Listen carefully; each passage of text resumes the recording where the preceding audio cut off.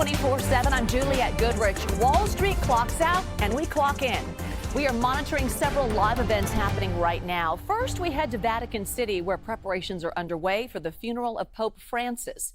Meanwhile, at the White House, President Trump is participating in a swearing-in ceremony for Chairman of the Securities and Exchange Commission, Paul Atkins, as the administration continues to defend the Secretary of Defense, Pete Hegseth. And then any moment now, Health Secretary Robert F. Kennedy Jr. is expected to announce a plan to phase out some synthetic dyes that are found in your food. And we always have an eye on the stock market as the closing bell rang just moments ago. So actually, stocks jumped after Treasury Secretary Scott Bessent signaled trade tensions between the U.S. and China could ease up soon. So the Dow rose more than 2.5%.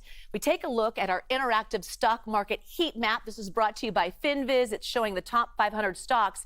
Taking a look at Tesla now, the stock landing in the green ahead of the company's first quarter earnings report. So we are expecting the new numbers coming in any minute now. CBS News Money Watch correspondent Kelly O'Grady is watching and will certainly join us with the details in our next half hour. Also stirring up the markets, Trump's calls to remove Federal Reserve Chair Jerome Powell. Press Secretary Karoline Leavitt talked about the president's stance. Let's take a listen. I think the president has made his position on the Fed and on Powell quite clear. The president believes that they have been making moves and taking action in the name of politics rather in the name of what's right for the American economy. The president has the right to express his displeasure with the Fed, and he has the right to say he believes interest rates should be lower. He believes Americans should be able to borrow money cheaper than they currently are right now. And I also spoke to Kevin Hassett about the Fed as well. And he has called into question the Fed's independence and whether they are actually doing things, again, out of the best interest of the economy, or are they doing it for partisan reasons. The president wants to see interest rates lower. He has made that quite clear. CBS News White House reporter Aaron Navarro joining us now live. So let's break this down and talk about Powell. Does the White House actually have the power to fire Jerome Powell? Jules, good to be with you. The short answer is no, and that's according at least to a 1935 Supreme Court ruling in the case of Humphrey's executive versus the United States, which essentially prohibited the firing of commissioners at independent federal agencies at will. It does say that there has to be some sort of cause in order for someone like Jerome Powell, as the Fed chair, to be terminated. Now, Powell's term is slated to end May 15, 2026, so that would be during President Trump's tenure. And just to give more context, earlier this month, you've seen Jerome Powell question the reciprocal, quote-unquote, tariff approach that President Trump has said and instituted. He has suggested that the tariffs could cause U.S. inflation to go up and slow down growth. And in recent days, you've seen President Trump criticize him, saying that he can't wait for his termination and repeatedly call on him to lower interest rates, as he believes that that could help slow down any concerns of economic growth. But at least legally, that's why you're hearing the president and his team saying they're looking into whether he can be fired rather than saying it flat out. And Treasury Secretary Scott Bessent made comments about the tariff standoff between the U.S. and China, and there was a direct result there when Wall Street, we saw stocks climbing. What can you comment about that? Yes, certainly Wall Street, the stock market, has been closely watching this trade back and forth between the two biggest global markets in the U.S. and China. In reporting from our colleague Richard Escobedo, he learned from a source in the room that at a summit with D.C. Investors in Washington, D.C., Treasury Secretary Scott Bessent said that the tariff standoff with China is currently, quote, unsustainable, said he expects the situation to de-escalate. Now, Press Secretary Karoline Leavitt was asked repeatedly during her briefing this afternoon if there's been any progress at all between the U.S. and China, if President Trump and President Xi have had any communication. She declined to comment or confirm any of that, and said and relayed a pretty broad statement from President Trump where he said, quote, "We're doing very well in respect to a potential trade deal with China." And I wanted to get your latest information on Secretary of Defense Pete Hegseth. He's taking heat over a second group chat. What are we hearing from the Trump administration on that? We're hearing them publicly and privately really dig their heels in terms of supporting Hegseth. You saw Caroline Leavitt kind of follow Hegseth's lead recently of blaming the terminated alleged leakers in the Pentagon, said there has been, quote, a smear campaign since Hegseth was put up for the nomination of Secretary of Defense. And you saw Hegseth today and a little bit last night also defend himself during interviews on Fox News. All we've seen from White House officials is a rejection to the notion that they are actively looking to replace Hegseth, looking at potential candidates. And President Trump himself, during the Easter egg roll event yesterday, downplayed the story, questioned why reporters were asking him about it, and voiced full confidence behind Hegseth. We might hear President Trump talk about that again during his Oval Office appearance, I believe, this hour. All right, Aaron Navarro. Aaron, thanks so much. The Trump administration has about an hour left to reinstate the legal statuses of 133 international students. So this comes after an order granting temporary restraining orders on behalf of those students who claim their legal statuses were unlawfully revoked. So CBS News Department of Justice correspondent Scott McFarland joining us live now. Thanks for being here, Scott. What can we expect from this case?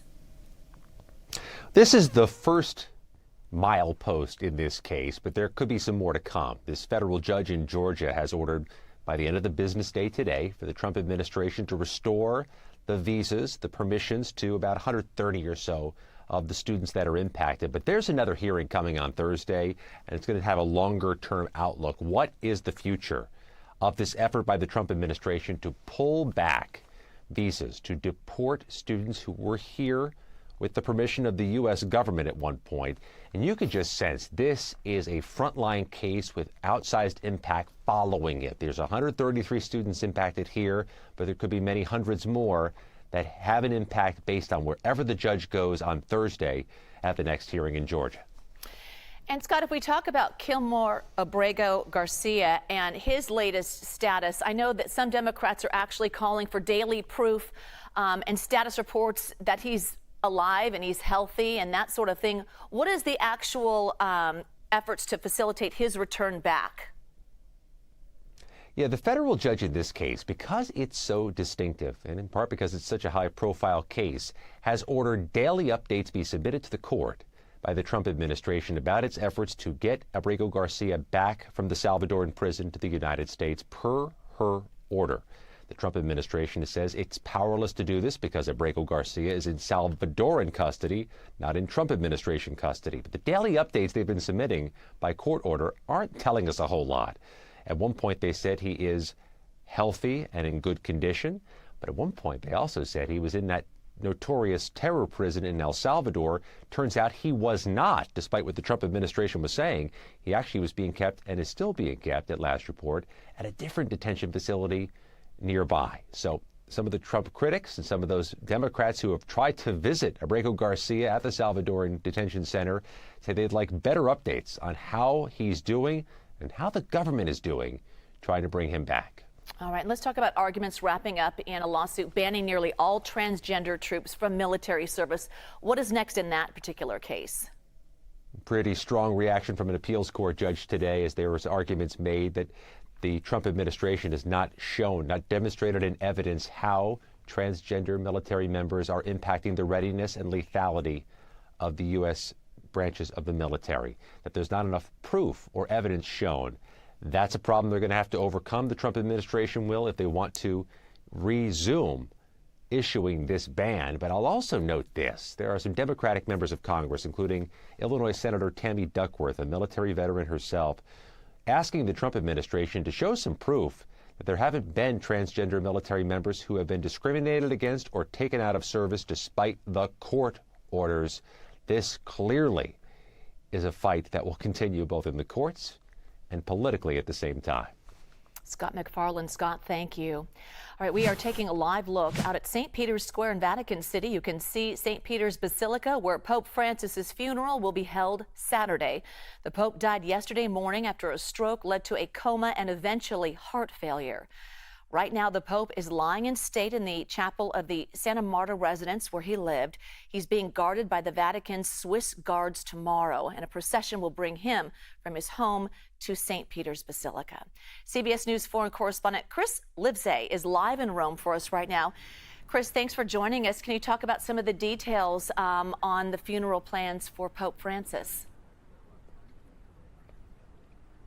Hey, Jules. Well, you know, some of the most interesting details, I think, are just the numbers behind it. Just to give you some perspective, when Pope John Paul II passed away in 2005, there were an estimated 2 million people attending that funeral. So that's spilling into and out of St. Peter's Square, because that's where the funeral mass is going to take place. My colleagues who were here before me tell me that they literally could not exit the convent that we broadcast from because there were just so many people packed into the streets around here, many of them just sleeping out in the open. Fast forward to 2022, when Pope Benedict passed away, there were only tens of thousands of people at that funeral. The weather was really bad, and also remember, he had retired as being Pope almost a decade earlier, so it didn't have the same kind of weight or gravity behind it as a sitting Pope dying would have. So Pope Francis, we don't know exactly how many people are going to be here, but we do know some of them are going to be heads of state from around the world, including President Donald Trump and the First Lady. Their security concerns alone are going to snarl traffic. And then you add in all the other heads of state like French President Emmanuel Macron, Ukrainian President Volodymyr Zelensky. The center of the earth is going to be right here in Rome. Absolutely. So the cardinals who will elect the next pope were overwhelmingly selected by Pope Francis. So how could this conclave be different from previous ones? Do we know? Yeah, well, they were overwhelmingly elected by Pope Francis, and also from some very far-flung places like East Timor, Mongolia, Tonga. And then you don't have cardinals from some of the so-called Catholic stronghold cities like Venice and Paris. What this means is a lot of these cardinals have never even met before. There are going to be language differences that they have. A lot of them haven't spent time in Rome to learn the Italian language, which is the lingua franca that's spoken here in Italy, of course, and also within Vatican City. So the suspicion is that they won't as easily form blocks as cardinal electors typically do, and they don't have these long-standing relationships where they might already have an idea of who they want to elect as a pope. In fact, this next conclave stands out in that there is no real clear front runner. So there's a lot of unknowns waiting for us going into this conclave. All right, Chris Livesay. Chris, thank you. And remember, you can get more coverage on the Pope's death on our website. The details on his funeral are at cbsnews.com. A close call for a woman and her grandchild when a manhole explodes. We have the shocking video next. Stay with us. You're watching CBS News 24/7.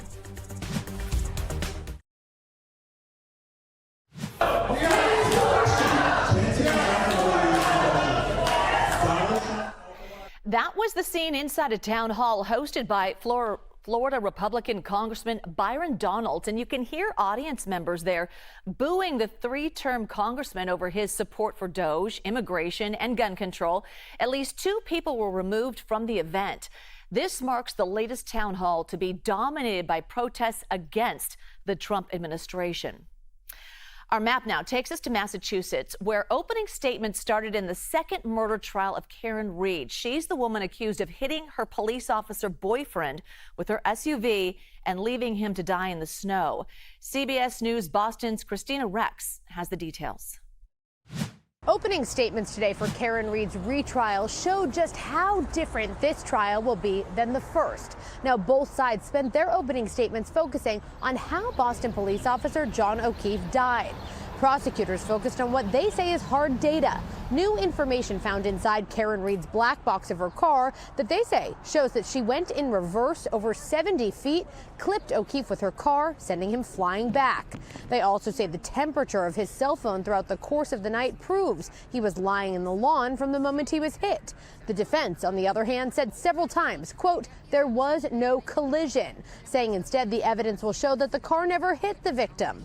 The defense also focused on on a botched police investigation led by the since fired state police trooper Michael Proctor, who they called a cancer to this case.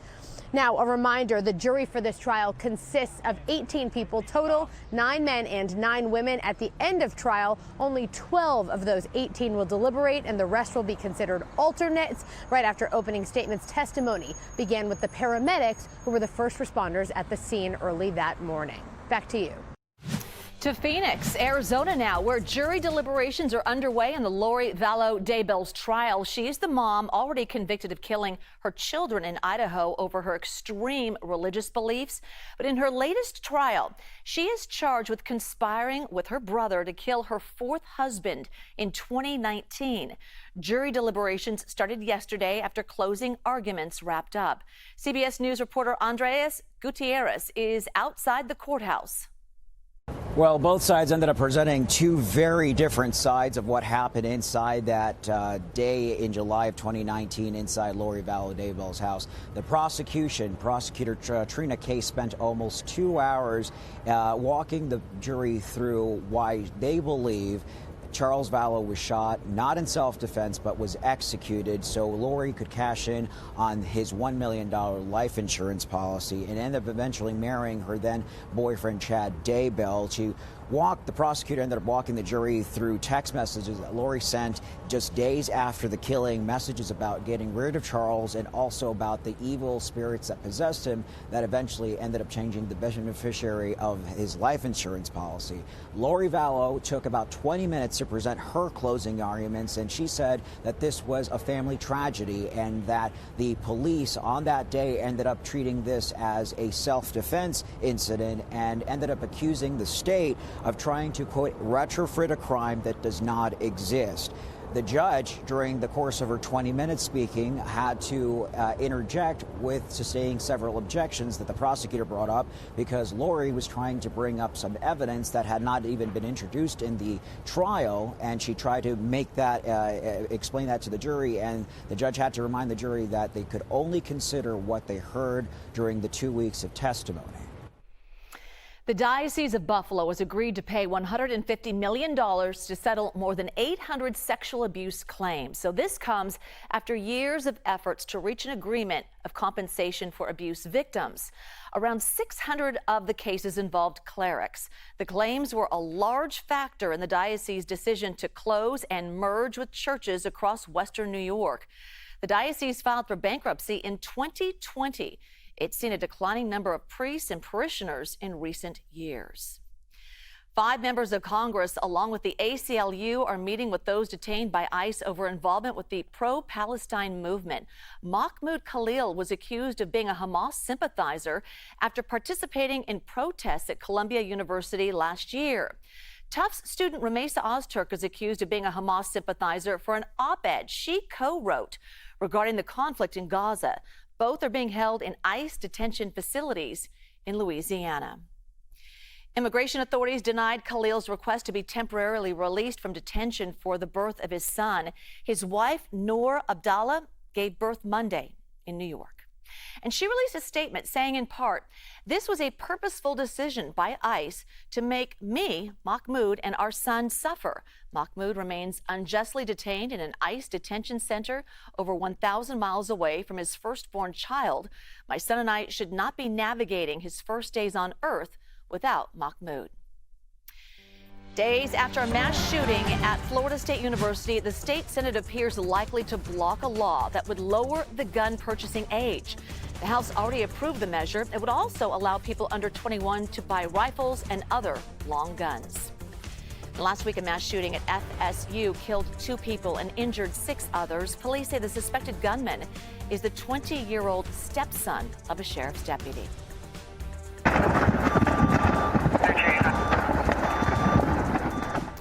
To Indiana now, where a semi-trailer truck exploded into a ball of flames, shutting down a major highway near the town of DeMotte. That's about an hour's drive from Chicago. Police say a mechanical failure caused this fire. The driver of the truck walked away unscathed. And then jumping the map now to New York, a security camera captured the moment a woman and her grandchild narrowly escaped a manhole explosion. So this is in Poughkeepsie, about a 2-hour drive from New York City. And the fire department says this is one of 3 manholes that exploded Saturday afternoon due to high levels of carbon dioxide in multiple buildings. Fortunately, no one was injured. The woman in this video says the manhole at the next corner blew up as well. All right, to weather now. Strong storms taking aim at Chicago, bringing rain, gusty winds, even small hail.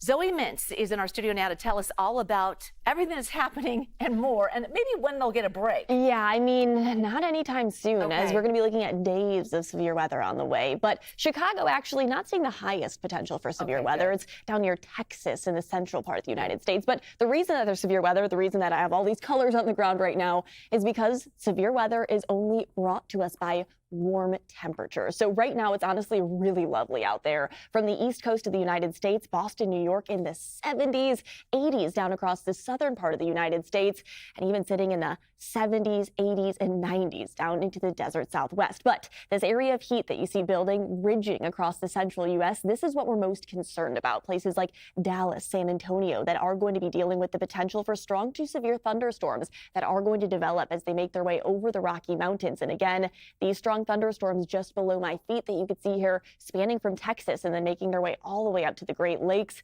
This is what we're concerned about. But the biggest threats for severe weather is going to be that large hail and damaging wind gust in this area in yellow. That's a 2 out of 5 on that severe weather scale. But again, like we talked about, there's days of severe weather on the way. It will continue overnight in Texas and into early tomorrow morning. A little bit of rain sticking around, but by tomorrow afternoon, once again, going to be seeing more widespread activity developing once it moves over the Rocky Mountains. So let's break down the timing of the upcoming systems, because again, there is quite a lot of severe weather to get through. And again, it's going to be in those places that are directly adjacent to the Rocky Mountains. So the easternmost parts of New Mexico over into Texas, and then heading up towards Oklahoma and Kansas, where there's that 15% risk of large hail over an inch in diameter and damaging wind gust over 60 to 70 plus miles an hour. Again, Texas, the southernmost parts of it definitely have that highest risk for severe weather. But if there is any sort of good news with this, it's that tornado threat is at a very minimum today.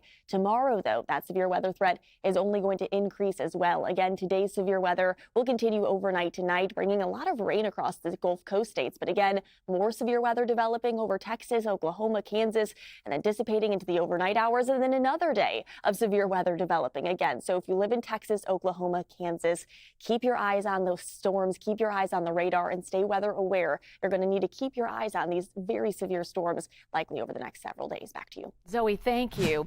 Our CBS New York partners with this story. Crews are racing to contain a fire burning in New Jersey. These are live pictures now. You can see flames have scorched 150 acres so far. They are threatening 12 structures, and you can see just how much smoke is billowing up in the air. And there's another fire burning in Colorado. So this is just north of Denver. The fire is forcing evacuation orders and evacuation warnings in the area. We will certainly keep an eye on both fires and bring you any new updates.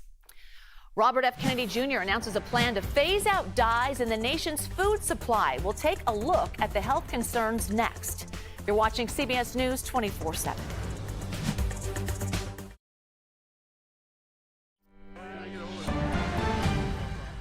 We start with breaking news. A jury decided that the New York Times did not libel former Alaska Governor Sarah Palin. The lawsuit stemmed from a 2017 editorial Palin says damaged her reputation. The editorial was on gun violence and said Palin's political action committee had contributed to rhetoric that enabled an atmosphere of violence. So the Times corrected the editorial less than 14 hours after it was published. All right, now Wall Street. We are watching as stocks climb on the hopes we could soon see the tariff standoff between the U.S. and China de-escalate. That's the word from Treasury Secretary Scott Bessent. So let's take a look at our interactive stock market heat map. This is brought to you by FinViz. A lot of green today showing the top 500 stocks. One company we're watching closely, Tesla. The car maker's stock landed in the green ahead of the company's earnings report, and that was released just minutes ago. So CBS News Money Watch correspondent Kelly O'Grady joining us now with more on maybe what could be a fork in the road moment for Elon Musk. What are we learning? Yeah, it definitely is. And every analyst that I've spoken to, every investor has said what's in this earnings report is really not the story here. The story is going to come in the weeks and months ahead as Elon Musk navigates where the company is from a business standpoint, from a political standpoint. And in fact, we will get a Q&A session. It happens after every earnings report is released. That comes in just about an hour from now. And we'll hear more commentary from the leaders of Tesla. And that's always something that really does move the stock in after hours. But what I do want to highlight is I have the earnings report right here. I just went through it. Tesla missed on the top and the bottom, so on revenue and profit from what analysts were expecting, what Wall Street was expecting, and they were actually 20% lower when it comes to automotive revenue in comparison to last year. Now, that's not unexpected. We have seen them struggle with sales, with branding in recent months. But something that I did want to highlight is they always give a guidance of what's coming. They did call out the tariff impact. Remember, Teslas are mostly assembled in the U.S., the ones that are sold here, but they do have parts that come from other countries. And I just want to read you one quote. This says, uncertainty in the automotive and energy markets continues to increase as rapidly evolving trade policy adversely impacts the global supply chain. This dynamic, along with changing political sentiment, could have a meaningful impact on demand for our products in the near term.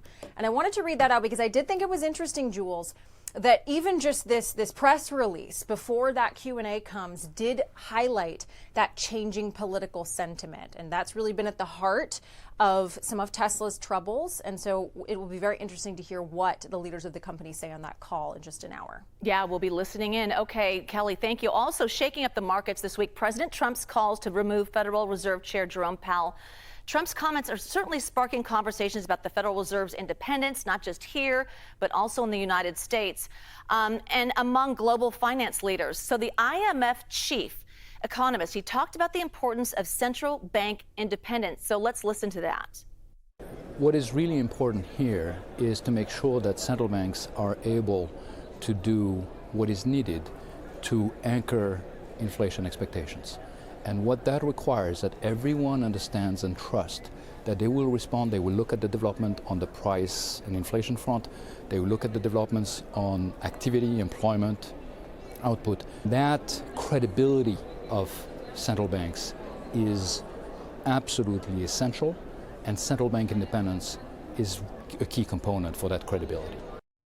So Kelly, what do you make of these comments and other reactions we're seeing to Trump's attacks on Powell? Well, he didn't specifically call out the U.S., but I do think that that was a nod to the back and forth that we have seen from the White House and the president when it comes to the Federal Reserve.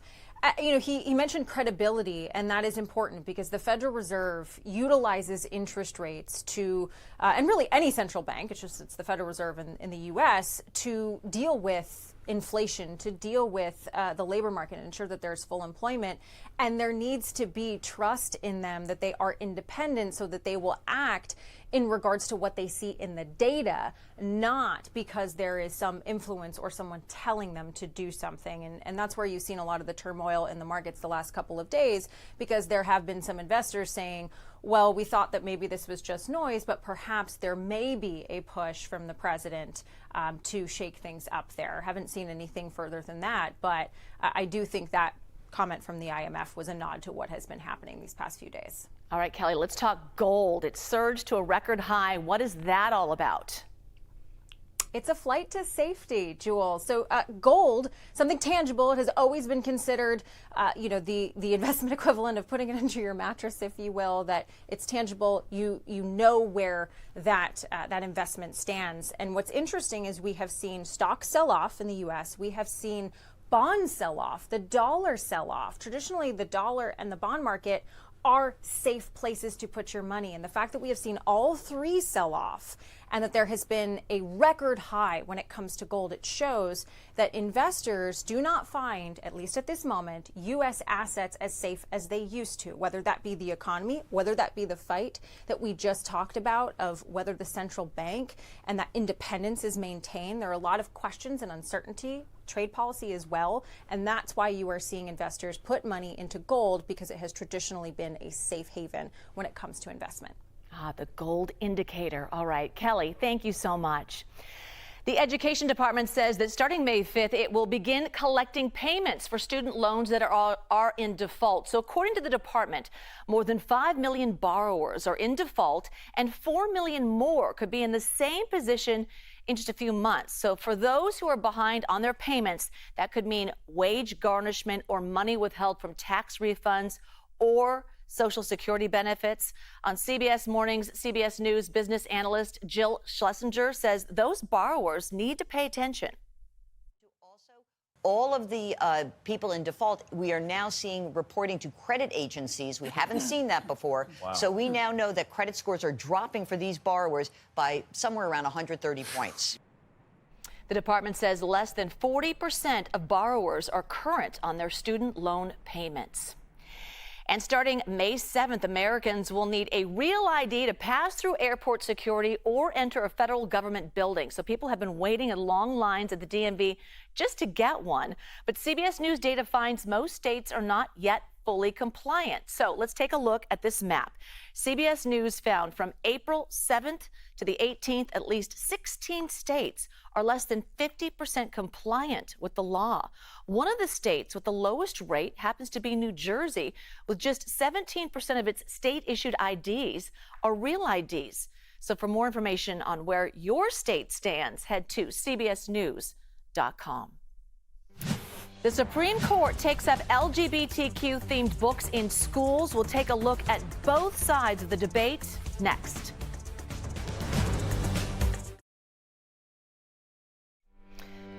The Supreme Court heard arguments today regarding the use of books that feature LGBTQ characters in elementary schools. So the books in question are on your screen, each featuring a gay or gender non-confirming character. For example, Love, Violet is about a girl who has a crush about another girl. And Born Ready, the true story of a boy named Penelope, is about a transgender boy.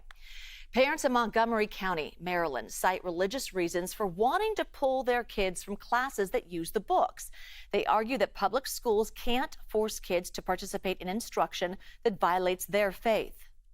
Are not comfortable having their children exposed to these things at such an early age. I mean, we're talking about pre-K and elementary school kids. These are not adults or young children in their youth who are matured enough that the parents have agreed to put in these classes. These are kids that do not even know what the terms mean. Lawyers for the school say the books were chosen in order to better represent all families. CBS News chief legal correspondent Jan Crawford has the reaction from Supreme Court justices. Yeah, so after this Maryland school district said it would require LGBTQ storybooks featuring gay, lesbian, and transgender characters in the elementary schools, a group of religious parents sued, saying that violates their religious beliefs and that they should be able to have their children opt out of those lessons. Now, the school district had allowed parents to opt out in the past, but so many people were doing it that it just became unworkable. So they said they were no longer allowing opt-outs, and also that they wanted to promote diversity. So this obviously is a major case pitting religious freedom against the school district's efforts to promote diversity. And in arguments today, I think the conservative justices clearly indicated they were sympathetic to the religious parents. I mean, just the idea that they couldn't take the kids out of the classroom, that their children couldn't go somewhere else, seemed like to them kind of the most simple solution to this issue. Liberal justices, on the other hand, expressed concern that if you allow opt-outs here, what about in other situations where parents may, not want their kids to be in classes about about evolution or stories about divorced parents, interracial couples. So they kind of said this is a slippery slope, and when would it end? Opt-outs for everyone, as they said. But it did seem that the majority was kind of along this path, most of the justices, where this was the best approach when you're trying to kind of honor a school district's efforts to promote diversity and representation in their community while also respecting the religious beliefs of everyone. Back to you. A move from Health Secretary Robert F. Kennedy Jr. could have you checking your pantry right now. He's announcing plans to phase out 8 commonly used food dyes. So to expand on that more, let's bring in UCSF Professor of Medicine and Internal Medicine, Dr. Peter Chin Hong. Hi there, doctor. Thanks for joining us. My pleasure. What timing after Easter when we're talking about all those fun food dyes and all of that? But let's talk specifically about the health concerns when it comes to food dyes. Yes, so there are several health concerns. I think the main one that was a driver for red dye number 3, which was passed by the Biden administration or brought up by them, was because of cancer in rats. But subsequently, a whole host of other petroleum-based dyes are associated with attention problems, ADHD, in children in particular. But, you know, I think allergies, other problems that are unknown, they're all potentially also associated with these dyes. Okay, so if I'm headed to the grocery store later, what sort of things am I looking for there? The staples at the store, we were just showing the grocery store aisles. Can you give us kind of some specific foods that often have those dyes? Yeah, things that we take for granted. You mentioned Peeps and for Easter, but cotton candy, M&Ms, you know, maraschino cherries for your cocktails, for red dye number 3. They're also in medicines, so anything that it's bright, cough syrup with additives, so that kids may find more appealing. Cosmetics, and textiles. They are really a whole host of products we take for granted that contain these dyes. Cereals. The list goes on to hundreds of products. Oh my goodness, yeah. So it's not just candy. We're talking about a lot of staples that we may have in our pantry right now. Yes, exactly. And, you know, I think anything that looks bright, it makes it appealing. That is probably going to be affected by this potential ban. Oh goodness, so you're probably talking about red licorice too. Red licorice, but, you know, there are alternatives. So, you know, maybe you'll have a Miami Vice kind of licorice. Oh, I thought you were going to say carrots instead. Okay. All right. Thank you so much. Good to see you. Appreciate all of your good insight. All right. On this Earth Day, we take a deeper dive at the conditions of our local waterways next. Stay with us. You're watching CBS News 24/7.